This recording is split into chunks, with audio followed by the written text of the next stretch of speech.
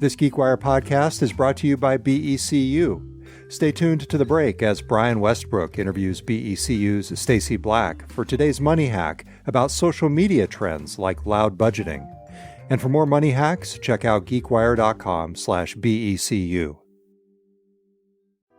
So when AI is used in ways that are illegal, you can face consequences. But when AI is used to create like an ambiance online, you could say, oh yeah, Donald Trump is not a Steelers linebacker, but you feel something.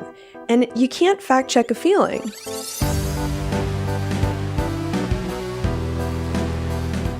Welcome to GeekWire. I'm GeekWire co-founder Todd Bishop.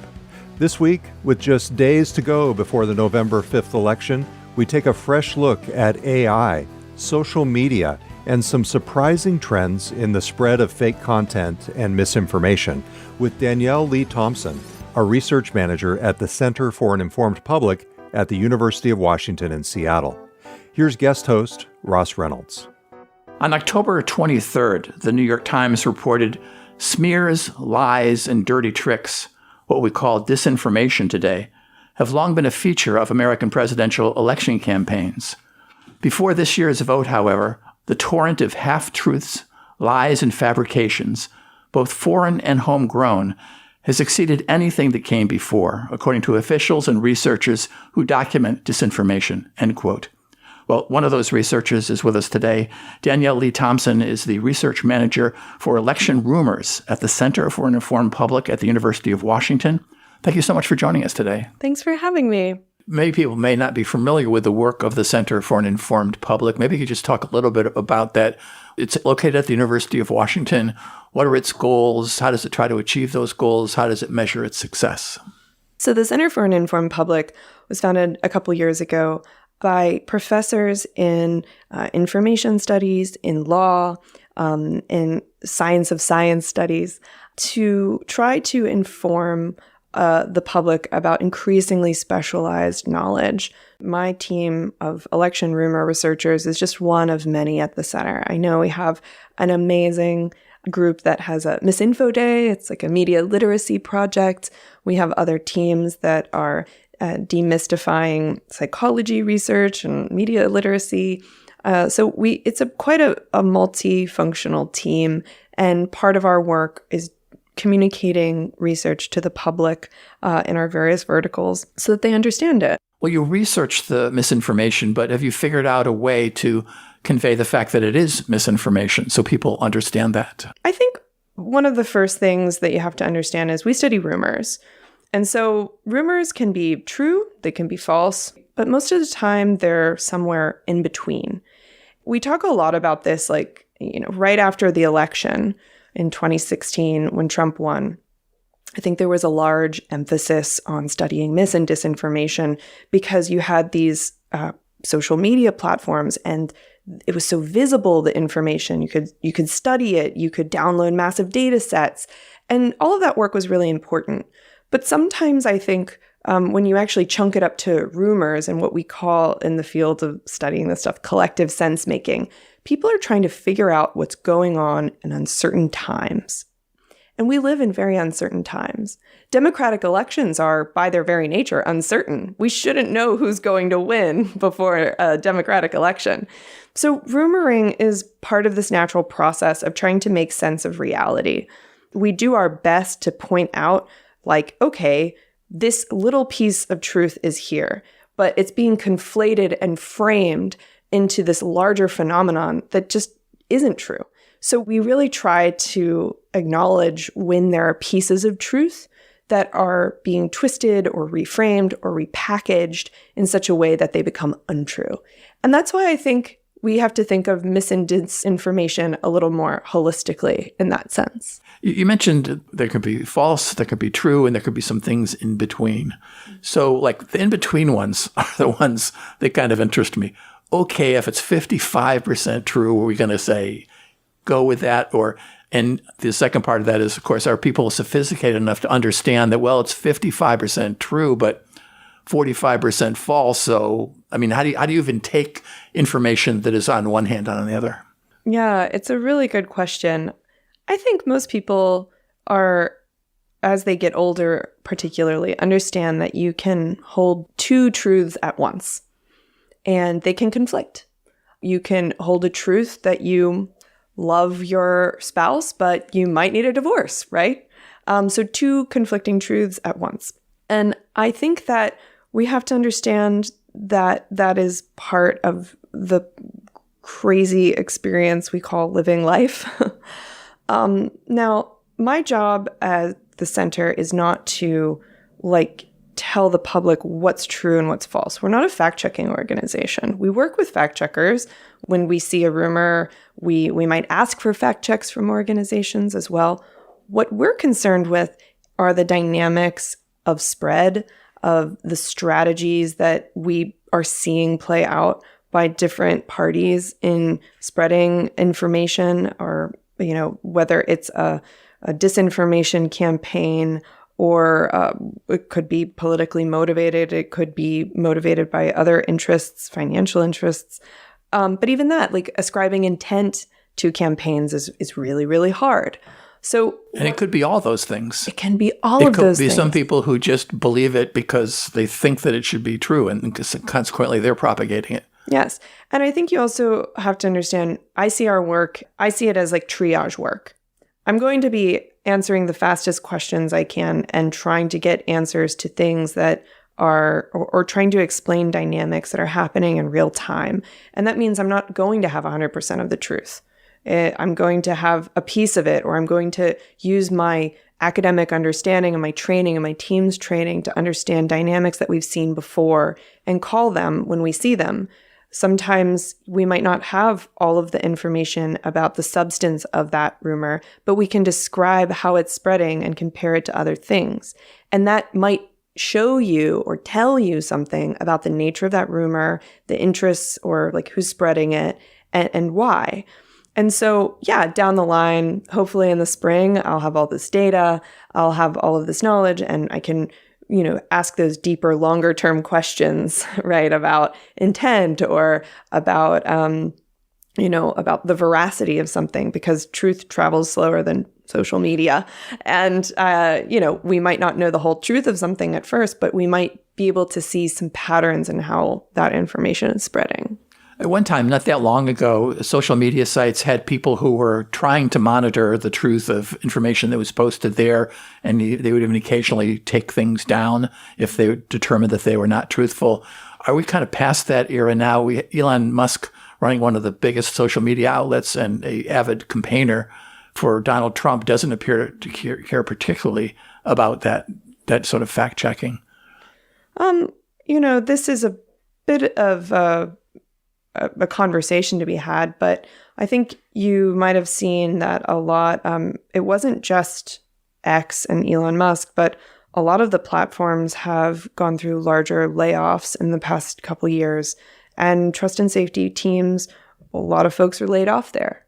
I was talking to someone who used to work in trust and safety recently, and if internally you're a critic of your platform or exposing information or dynamics that prove that your platform is causing harm, why would they keep you around if it becomes too public or too visible, right? Maybe you just change your bottom line. You, instead of being a platform for breaking news about politics, you go off and you do entertainment, or you sell something, or right? And I think we've seen this dynamic in a lot of social media platforms who maybe are not sharing as much political content. We've seen that, I believe it was the Washington Post reported that Instagram was not showing as much political content. And you could see that as perhaps risk mitigation. We're just not going to show you this kind of content that got us in hot water last time. We're going to keep on showing you, cool sweaters that you should buy, and tennis videos. That's what I get because I play a lot of tennis. But we're not going to show you these political memes that, even though they'll keep you for a long time on the app because they'll outrage you or get you excited, it's maybe not going to be good for the ROI of that company. And so, I'd say you might have had those corrections in the past, but the internal dynamics have changed, the teams have changed, and quite frankly, like you don't want to be seen as a hotbed of disinformation either. I don't want to blame capitalism, but there is obviously a financial incentive to putting out material on your social media site that's going to inflame people. And often it inflames people because it's false. It's immigrants eating pets. This is going to stir you up in some way if you think that it's true. I mean, I'm kind of wondering if there's really a financial disincentive to keeping the temperature down and keeping information better fact-checked and more truthful. I think you also have to ask, like, who's getting what on the internet. And some people are getting the information that they want that's confirming certain worldviews that they have. And even if you fact check it, they're not going to look at it, or they're going to go elsewhere for that kind of content. And I think one of the things that is interesting is the proliferation of alternative social media platforms, whether it's Gab, Getter, True Social, Blue Sky. There are so many options now than there were even in 2020. And so, my research, the team's research definitely has expanded to include other social media platforms that are vectors for different kinds of conversations depending on the community that they're part of. Are you able to determine the role of artificial intelligence in propagating misinformation in this election cycle? It seems like the first presidential election where a lot of these tools are out there being used by many people. Yeah, I remember we were talking about deep fakes in 22 and 20. We've been talking about the role of social media now for over a decade. And I think that anytime you have a new technology, there's like a fear of how it may be used. Something that I think we see is that anytime something is explicitly false and explicitly untrue, like factually, not just like, oh, AI generated an image of Donald Trump wearing a Steelers jersey after he went to a Steelers game last Sunday, right? Like, okay, that's clearly false, but the veracity here isn't what's important. It's the vibe. Mm-hmm. It's this feeling of kinship, this kind of imaginative play on the internet. And so I think that AI, there are instances where there were robocalls using a candidate's voice telling people to vote on the wrong day in the wrong place, right? That was prosecuted. So when AI is used in ways that are illegal, you can face consequences. But when you're dealing with, and that's like explicitly false, explicitly wrong, like, you need to fact check that. But when AI is used to create like an ambiance online, you could say, oh yeah, Donald Trump is not on a Steelers linebacker. But you feel something, and you can't fact check a feeling. So in many ways, yeah, facts don't care about your feelings, but also feelings don't care about your facts. More on artificial intelligence after the break. This GeekWire podcast is brought to you by BECU. Stay tuned as Brian Westbrook interviews BECU's Stacy Black for today's Money Hack about social media trends like loud budgeting. And for more money hacks, check out geekwire.com/BECU. Are you a fan of the latest social media trends? Have you heard of financial advice from the comment section? How about loud budgeting? Stacy Black, lead financial educator with BECU, is here with me now. What is loud budgeting? Loud budgeting really helps remove the shame when it comes to talking about finances. When I was younger, we never talked about money. Yeah. And now it's all about being loud and proud. Like, I am saving for my financial goals in the future. I want to buy a house. So it's being proud about that and letting people know that you could buy whatever you want, but you're choosing not to because you have financial goals in the future. So it's kind of pivoting that shame around money and talking about money into ways that really just make you proud of it and give you something to look forward to. We'll talk about that and more, social media hacks and social media tips and tricks on saving money and looking forward to your financial goals. That's all on Money Hacks at geekwire.com/BECU. Listen to the full interview and find more episodes of Money Hacks at geekwire.com/BECU and find more information at becu.org.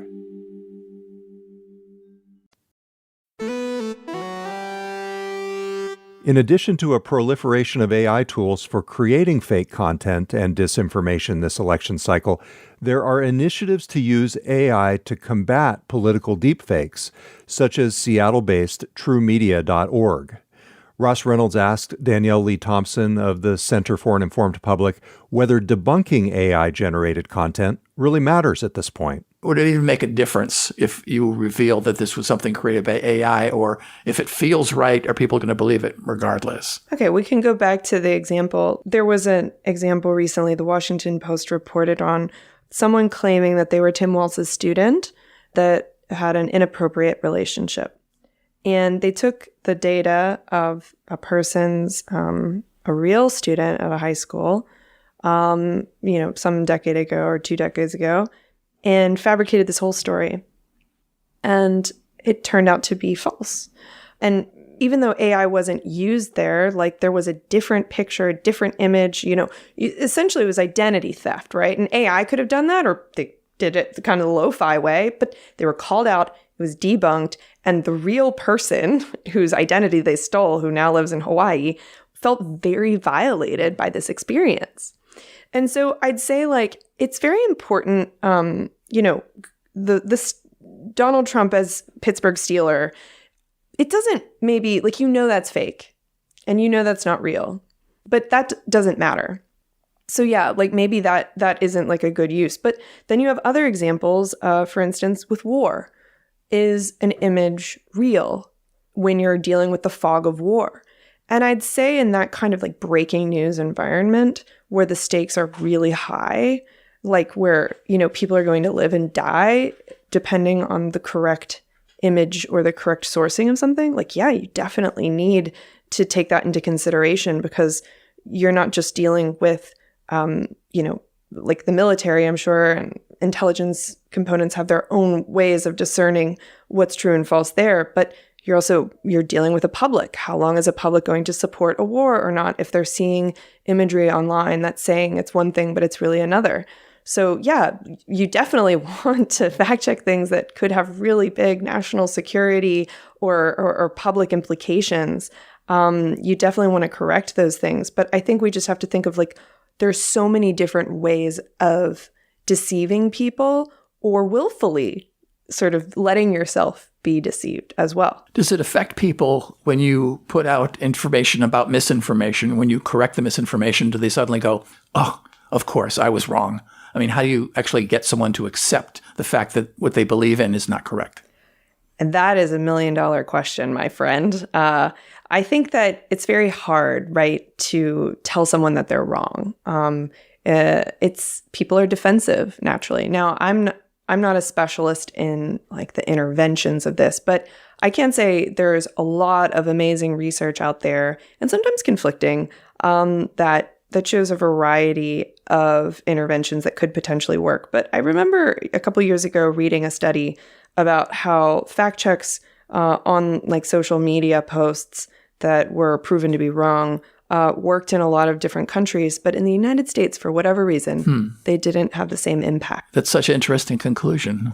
Yeah, and I sometimes wonder if it is because, before this, I had studied alternative media and conservative media, and one of the things that you can think of as binding the right together since the New Deal is a rejection of mainstream media, or that so-called neoliberal consensus or centrist consensus.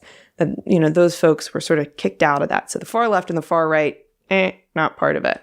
And the far right was, or not even the far right, but like the right was very good at developing alternative media, whether that was radio stations, whether that some of the first direct mailing technology itself was started by conservative activists who wanted to develop faster ways of getting the message out and mailing lists, like postal mail, right?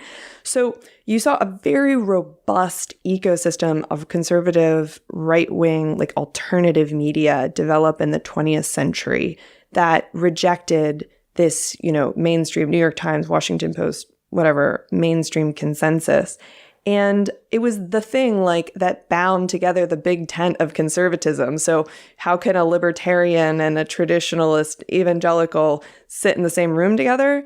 Rejection of that kind of mainstreamness. And one scholar, A.J. Bauer at the University of Alabama, talks about that being the core thing that unifies the right. And so going back to this point of what do you do when you say something, tell someone, oh, you're wrong on that point, or you were misinformed, I would ask, well, who are you? What is your position and your relationship to that person? Are you their friend? Are you their neighbor? Are you their professor? Are you a media professional? And do they trust you? And I think like looking at that in like an ecosystem and the positionality of where we stand and say, hey, like I saw you sharing something that wasn't right, or, partially true, but I think you have to understand your relationship to the person you're trying to have a conversation with before you can begin this idea of correcting them. And maybe you'll learn a little bit in that conversation about why that person believes that in the first place. Right. You mentioned if you saw something that someone posted on social media, you might gently say to them, you're wrong. But is that going to be a non-starter if you start with that? I generally, this is me not speaking as an academic, but I would advise anyone to not say you're wrong as a communication strategy. You mentioned the widespread distrust of the mainstream media. And I think that actually also applies to academic institutions. There's Absolutely. A lot of distrust, and there's been a lot of criticism of academic institutions. And you're at the Center for an Informed Public, which is coming out of the University of Washington. Does that make your task more difficult because of the underlying distrust of universities? I think generally speaking, we do have a bit of a crisis of expertise that a lot of institutions of knowledge are facing. And sometimes I would say even rightfully so. There are moments where, I think back to I'm a millennial, right? I'm in my early 30s. And in my lifetime, I've experienced a large terrorist attack on U.S. soil.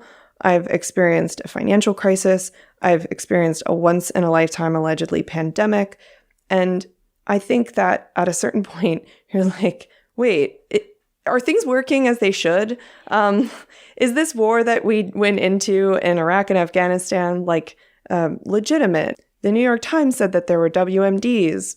Oh, so there are critiques that my generation, I think we've grown up with, of knowledge, of academia, of mainstream media, of bureaucratic institutions that have been developed to serve the people. And we might say, wait, are we being served? So I think I come at this with a sort of empathetic posture of, are these systems, are these institutions doing what we expect them to do?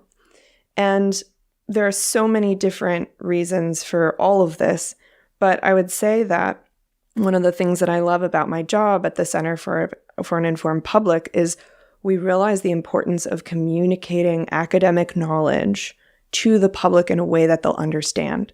Because something that we see a lot in rumoring is taking highly specialized language, whether that's a DoD directive or an epidemiology paper, and trying to interpret it without all of the context and years that goes into understanding what that language is doing. And they say, oh, well, look at this. It's saying that. It's in plain language. And the truth is, no, it's you have to understand the context in which each of these systems of knowledge exist. And so what I love about my job at the Center for an Informed Public is we take that, we understand that, and in order for the public to trust these systems, we also have to explain this in ways that people will understand. So I see this system, this crisis of expertise that this country is going through, and I'm trying to address it head on in the way that I can by trying to work in a cross-functional, interdisciplinary team of scholars trying to make sense of reality with the rest of the public. Coming up next, the big kahuna of misinformation in advance of the November 5th election. World Vision, a global Christian organization, invites you to subscribe to World Change. Sounds impossible, right? Not anymore. With a simple monthly gift, you can make a big impact, helping equip vulnerable families around the world with access to resources like clean water, food, education, and more. And you'll receive regular updates showing the life-changing difference you are making. Learn more by visiting worldvision.org/worldchange. Click, give, subscribe to World Change.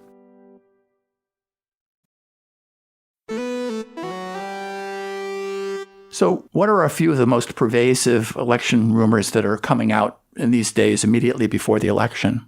Something that we've seen this election cycle is the pervasiveness of non-citizen voting rumors. You can kind of think of this as the deep story, the meta-narrative, the big kahuna of election rumoring. It's a explanation, if you will, for all the sub-rumors that might emerge. So what do I mean by that? Very early on, months ago, we began seeing different kinds of videos pop up on TikTok or X of man-on-the-street interviews, interviewing migrants at the southern border, asking, oh, who are you planning to vote for this election cycle? Now, a lot of, as the New York Times reported or others, like a lot of these kinds of videos might have been not consensual or misunderstood. And so these are sort of confusing moments for folks. Imagine if someone came up to you and asked, who are you going to vote for this election cycle? And you are an American who speaks English in Mexico. You might say, I don't know. Right. So that began very early, sort of seeding this narrative that non-citizens are coming from the southern border and voting. And then what we began to see were more rumors seeded on the internet, pointing to a resurgence of a 2015 rumor that began that there was a peer-reviewed paper that alleged that mass amounts of non-citizen voters were voting in American elections. And even before that election, that paper was largely attacked, debunked. The Washington Post had a whole sort of section on it. Yet Trump at that time started talking about it. We saw the same rumor, the same paper, the same narrative pop up. And then we started seeing it play out in actual kind of behaviors of state officials. So what began as a sort of narrative, a rumor, an explanation for why this election might be illegitimate, we started to see officials kind of take action on that. So Ken Paxton, the AG of Texas, going after Get Out the Vote organizations in Texas, in Democratic and predominantly Latino areas. We started seeing big headlines that there were thousands of non-citizen voters on the rolls in states like Virginia or Ohio, when if you dig a little deeper, it just turned out like these were flagging folks. This was sort of business as usual, is actually cleaning the rolls as you would want. And now even we're starting to see Florida suing DHS for non-citizen voting data. So every sort of irregularity can kind of come back to this narrative of non-citizen voting. And officials are taking action on it, almost sort of saying, oh, look, we're doing something, but it's so ubiquitous and it's so large that maybe this won't be a legitimate election. Mm-hmm. Well, on issues like that, like non-citizen voting, are you able to trace it back to the source? Are you able to find out where it got started and then how it ballooned all over the country, all over the world? I think you could sort of think of non-citizen voting as the meta-narrative that's akin to, say, maybe like what mail-in ballots were in 2020, right? That it was something new. Mail-in ballots were new for a lot of the country. I know here in Washington, y'all have been doing this since almost 2005. But for a lot of Americans, this was like a new phenomenon that was spurred by rule changes to keep people safe during the pandemic. But that unknown allowed people to, say, oh, look, this looks irregular, this looks weird, and the rumors bubble up. This election cycle, I'd say it's not that there's just like one person or one thing. Like, sure, I can trace how an individual who's posting something, I can see it, right? Like I can see who's posting, but there's not one origin source. I would generally say we could go all the way back to 2015 and 2016 when Trump came down that golden escalator and started talking about how there was a problem in America and we had to build a wall to keep out migrants and other folks. And I think that non-citizen voting ties into that even larger theme of anxiety that folks have around migration, around changes in America, around changes in our economy and our security and so many things. And so I can't say it's like one thing. I think you could say it's the ambiance of American politics now for almost 10 years. Are there examples of misinformation and false rumors that are being spread from the Democratic side? We hear a lot here in Seattle about some things coming from the Republicans and sympathizers with Donald Trump. Are there counterexamples from the other side? Absolutely. You can also think of the Trump assassination attempt that happened in July, actually really close to my hometown in Pennsylvania. And in that moment, you saw rumoring on the right, of course, that this was a targeted assassination, this was planned by the deep state. But on the left, you also saw folks saying, oh, this was staged for his benefit because now he looks like a hero. So we do see speculation in those kind of crisis events, what might be happening or going on. And again, like the intentionality of a potential assassination is really hard to prove one way or another. But we do see this kind of rumoring as well happen on the left. I'd say when it comes to rumors related to election integrity issues, such as like, massive amounts of non-citizen voting, we see less of that, right, on the left. But it doesn't mean that there aren't concerns that swirl about in different communities online about how elections work. The editor of PolitiFact recently came out with a book about false rumors, et cetera, that are being spread. And he kind of says, without a doubt, most of them are being purveyed by Republicans and their sympathizers. Is it possible to kind of make that determination? There's so many rumors out there. Yeah, I mean, I think that it has become a political strategy of the right to talk about election integrity issues as like a political strategy, essentially. So you could say, look, we can't trust our democratic processes. We can't trust these elections unless, of course, they win. And I think like that is a great frustration when political activism becomes essentially election administration surveillance. And look, I think this is a democracy. We're self-governing. We need poll watchers. We need observers. We need folks looking into the process, keeping things clean, keeping things accountable. But if you come in with this idea that everything is going to be rigged, you're going to possibly begin seeing it as such, or seeing things that are maybe very normal or a slight irregularity as something indicative of something much larger when it isn't. And yeah, I think that unfortunately there are factions, parts of the right that do see these kinds of campaigns to monitor the elections in these ways, or to spread this narrative of mass amounts of non-citizen voting as a potential, as a political strategy. Is the Center for an Informed Public kind of ramping up for post-election? I mean, there's been a lot of disinformation leading up to it, but it seems as though this will doubtlessly be a contested election, no matter what happens, and whether or not that's going to create even more of a fountain of misinformation and false rumors.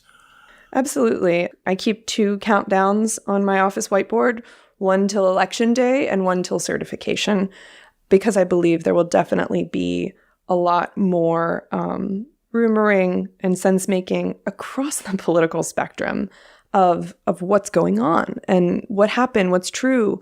And so we're definitely gearing up for monitoring conversations there related to election processes and procedures well past election day. How can people stay up to date with what the Center for an Informed Public is doing? Yeah, you can actually sign up for our Substack, and I'm going to read it out loud for those who would like. It's uwcip.substack. That's substack.com. And you'll get an email as soon as we publish. We publish daily, so please sign up if you're interested in this. And if you didn't have a pencil handy, I'm sure this will be available at the website. Danielle Lee Thompson. She's a research manager for election rumors at the Center for an Informed Public at the University of Washington. Thank you so much for being here. Thank you so much. Thanks to Ross Reynolds for guest hosting this week's show. See the show notes and the related article on GeekWire.com for links to the stories and resources that were referenced in the conversation. Kurt Milton edited this episode. I'm GeekWire co-founder Todd Bishop.